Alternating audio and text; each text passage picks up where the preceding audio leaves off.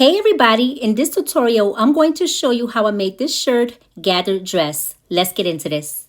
First is the measurements. The bust is 38 inches. The waist is 31 inches. The top to waist is 10 inches. I added 1 inch seam allowance for the top and a ½ inch seam allowance for the bottom. So the total for the top to waist will be 11.5 and the waist to length will be 21 inches. There's a few methods to shirred fabric. I will only be showing you method 1 and method 2. The third method is a little bit more involved. For the third method, you will have to test a piece of fabric and do some math to find out how much fabric you need. So I will make a separate video for that. In this video, I'll be using method 2. Let's start with method 1. For the first method, you have to take the fullest measurement and divide it by 1.5. Usually the fullest measurement is the bust. So here is my example. My bust is 38 inches times 1.5 will equal to 57 inches. Remember, I'm putting pockets for the skirt part. So I will divide 57 by 2. So it will be 28.5 for the front of the bodice and 28.5 for the back of the bodice. After that, add 1 inch seam allowance for the front and 1 inch seam allowance for the back. Now I'm going to explain a couple of things to you guys. When you do this method, it's usually a square box. The bust will be 57 inches and the bottom will be 57 inches. But what happens when the two measurements right here are really far apart? Should you leave it a square box? Let's say you leave it a square box, but your bust is big and your waist is really small, like 11 inches or more difference from the bust. Then it might be big on the waist, and you can probably do both measurements like this. But hear me out, guys. People do the square box to be safe because some fabrics are unpredictable. And if it's too big, people sew it smaller for the waist after they shirred the fabric instead of cutting the fabric 57 inches for the bust and 46.5 inches for the waist. But that's up to you if you want to cut it with the two measurements before you shirred the fabric. Just be careful, guys. So here's the shirring formula for method 2. The bust divided by 4, which is 1/4 of the body plus 5 inches, and that's the extra inches to shirred the fabric. So my dress form is 38 inches divided by 4 plus 5 inches will be 14.5, plus a ½ inch seam allowance. Remember, we are doing 1/4 of the body, so it has to be a ½ inch, and the total for the bust will be 15 inches. The waist divided by 4 plus 5 inches plus a ½ inch seam allowance. So my dress form is 31 inches divided by 4 plus 5 inches will equal to 12 3/4 plus a ½ inch seam allowance. And that will be a total of 13 1/4.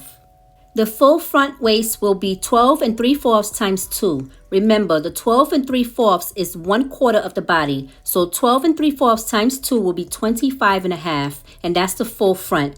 And the back will be the same thing. So you will need this measurement right here for the first layer of the skirt. So keep that in mind because you're going to need it later on. So this is the bodice right here. Here is the bust measurement and the waist measurement. As you can see, it's a square box. Usually when you're sharing a piece of fabric, it's a square piece. But that depends because if your bust measurement and your waist measurement has a big difference, then maybe you should shape it just a little. If you want to leave it as a square box because you're not sure how much the fabric will gather, then you can shape it after you sew the elastic thread. You can pin the pieces together to see if you need to adjust it. Do remember, if you cut the elastic thread, it will unravel, so you have to secure the ends with a back stitch or a knot before cutting.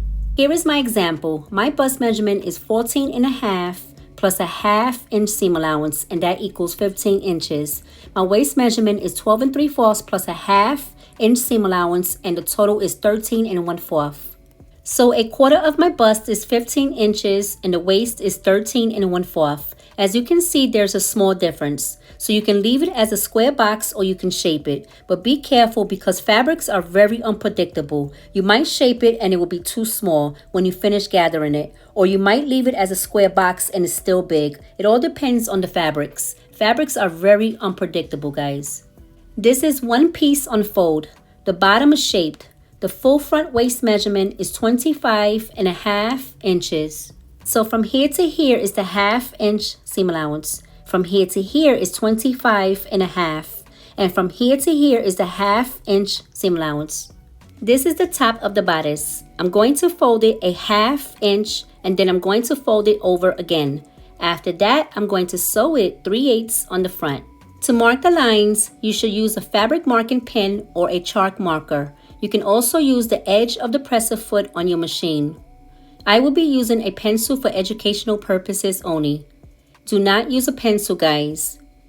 You can either mark 1/2 inch lines all the way down and this will be your seam allowance, or you can separate the lines. I'm going to put a 1/2 inch, then 1 inch, 1/2 inch, 1 inch, and so on. I will stop at the seam allowance. After that, I will shirr the fabric with this elastic thread, and it will look like this. I like to put it on the dress form to see if it fits, and I noticed that it was a little too big when I stretched it, so I made it a little smaller. I backstitched on the lines and I cut the extra fabric off, so the elastic doesn't unravel. Always check the fit before you sew it to the skirt part. Remember, fabrics are unpredictable. You never know if it's too big and you need to take it in just a little. Next up is the layers for the skirt. So I want 2 layers. My dress form waist to length is 21 inches. So the first layer is going to be 12 inches long and the second layer is going to be 9 inches long. The first layer will have a 1/2 inch seam allowance on top and a 1/2 inch seam allowance on the bottom. The second layer will have 1.5 inches seam allowance on top and 1 inch seam allowance on the bottom. So my total for the first layer will be 13 inches, which is 12 plus 1/2 inch plus 1/2 inch. And the second layer will be 11.5, which is 9 plus 1.5 plus 1. You're probably asking why I put 1.5 here. I'll show you why I did that soon. Next is the ratio method for gathering the skirt. I used a 2-to-1 ratio. I got a couple of requests asking to explain more about the ratio method, so I'm going to explain it now, guys. This is the ratio for skirts with gathered waistlines. You can also use it for sleeves, shirts, pants, and more. There's 2 factors that should be considered before computing the amount of fullness desired. Number 1 is the fabric weight. Firmly woven fabrics limits the amount of gathers that can be stitched into a seam. Lightweight fabrics can tolerate greater fullness. And number 2 is the cost. The gathering increases yardage and adds to the cost of the garment. These are the ratios right here. The 1.5 to 1 ratio will have this type of gathers. This is the least gathers, and they say it's for the inexpensive garments. The 2-to-1 ratio is this one right here. The gathers start to increase, and they say it's for the average fullness. 2.5 to 1 is the one right here. This is where the gathers start to look good. This is also for the average fullness. The 3-to-1 ratio gathers start to get tight, and this ratio is for chiffon and lightweight fabrics. And the 4-to-1 ratio, as you can see, has the tightest gathers. This one is also for chiffons and lightweight fabrics. Remember, chiffon is a lightweight fabric, so the lighter the fabrics, the more gathers you need to make the design fuller. To make gathers, the fabrics should be lightweight to medium weight fabrics. Heavyweight fabrics will be too thick to gather, so it won't gather correctly. It will be too full. For heavyweight fabrics, it's best to use pleats. Now, let's say you have a medium weight denim, then you should use the 1.5 to 1 ratio or 2-to-1 ratio because the medium weight fabric might be too thick for the 3-to-1 ratio. Let's say you want to gather cotton fabric. Cotton fabric falls in the category of the 1.5 all the way to the 3-to-1 ratio. I think the 4-to-1 ratio is too much gathers, but you can try it out with muslin fabric to see the outcome. There will be times where you have no choice but to use the 1.5 to 1 ratio, and that's because you don't have enough fabric. So you have to use the ratio that has the least gathers. Remember, the more gathers, the more fabric you will need. My sweet spot for gathers is 2.5 to 1 ratio. Now let's calculate how much fabric you need for each ratio. Let's say you want to make a gathered skirt and your waist is 26 inches. But you're not sure which ratio you should use because you have a certain amount of fabric on your table. Let's do the math. 1.5 to 1 ratio will be 26 inches one time and half of 26 inches. Half of 26 is 13. So 26 plus 13 equals 39 inches. And that's how much fabric you will need for this ratio. The 2-to-1 ratio will be 26 inches twice. So it's 26 plus 26. And the total fabric you will need is 52 inches. The 2.5 to 1 ratio will be 26 inches twice, and half of 26 inches. So it will be 26 plus 26 plus 13 equals 65 inches. And that's how much fabric you will need for this ratio. The 3-to-1 ratio will be 26 inches 3 times. So it's 26 plus 26 plus 26 equals 78 inches. The book says 72 inches, but they made a mistake in the book. So you will need 78 inches of fabric. And the 4-to-1 ratio will be 26 inches 4 times. So it's 26 plus 26 plus 26 plus 26. And that's a total of 104 inches. You will need 104 inches of fabric for this ratio. Let's say you have chiffon fabric on your table. And you already know that you have to pick either the 3-to-1 ratio or 4-to-1 ratio. Nothing less. So if you want the 4-to-1 ratio, you will need 104 inches to gather your skirt to your 26-inch waist. Let's say you have cotton on your table and you can only use 60 inches of that fabric. Then you will have to use the 2-to-1 ratio. Hopefully this helped you out. If it did, then please give this video a like so it can help other creators. Now let's get back into this pretty dress.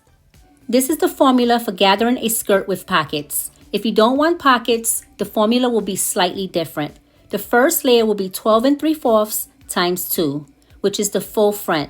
That's this right here. The full front will be 12 3/4 times 2. Remember I told you we will need this number right here. So times 2, which is the ratio method, equals 51 inches plus 1 inch seam allowance. So 12 3/4 times 2 equals 25.5 times 2, the ratio, equals 51 inches plus 1 inch seam allowance equals 52 inches. I will cut 52 inches twice, one for the front and one for the back. That's because we have pockets. For the second layer, I'm going to take that 51 inches without the seam allowance and I'm going to times it by 2.5, which is the ratio method. I want the second layer gathers to be more fuller, so I picked a 2.5 to 1 ratio. 51 times 2.5 is 127.5. I'm going to add 4 inches seam allowance. This will equal to 131.5 inches.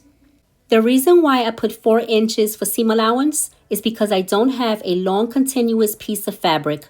I had to cut the fabric in pieces just to make 127.5 inches twice. 127.5 is 3 yards and 18 inches. So here is what I did. I cut 1 yard, 1 yard, 1 yard, and 18 inches. Each time I cut a piece, I had to put seam allowance on both sides. So this is 1, 2, 3, and 4, which is the 4-inch seam allowance. Once I sewed it together, it became one long strip of 3 yards and 18 inches. And I cut 2 pieces of each. Cut it twice, one for the front and one for the back, because it has to have side seams for the pockets. Next, I'm going to show you how to sew the skirt part. My skirt has 2 layers. This is the first layer, so it's a 1/2 inch, 12 inches, and a 1/2 inch. The second layer will be 1.5 inch, 9 inches, and 1 inch. To clean the raw edges on the bottom of the first layer and the top of the second layer, you will need a serger to serge your fabric. Or if you don't have a serger, you can use a zigzag stitch that's on your sewing machine. The first thing you're going to do is take the 1.5 inch seam allowance and fold it over like this. You could use a fabric marker or a chalk marker to mark the line. You can also sew a 1.5 inch basting stitch. After that, mark a 1 inch line under that line and then gather the fabric on that 1 inch line. There's a couple of ways to gather fabric, but I use this method for this dress. Do remember when you fold over the fabric, it could get thick, depending on the fabric you're using. So if you use the method with the 2 gather stitches, be real careful pulling the threads because it might pop. Next, gather your fabrics. Then put the bottom of the yellow fabric on top of the first layer's seam allowance like this. Pin it all the way down. Make sure the back is nice and neat. After that, sew a straight stitch on top of that 1 inch line. Next up is the inseam pockets. Here is the waist right here. I put the pocket a 1/2 inch from the waist. This is the right side to right side and right side to right side. Then I sewed a 1/2 inch. After that, I sewed a 1/8 top stitch on both sides. I put the fabrics together right side to right side and I sewed a 1/2 inch.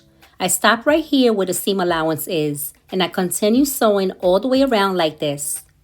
And this is the final look. I decided to add some straps for bows. Do you like it? I would wear this on a nice sunny day when I'm shopping for fabrics. Let me know where you would wear this. If you learned something from this video, then please give this video a like so I know to give you more. I have more skirt videos. If you would like to see more, then you can check out this playlist right here. Thank you for watching and I'll see you in the next one. Don't forget to practice, practice, practice. Bye everybody.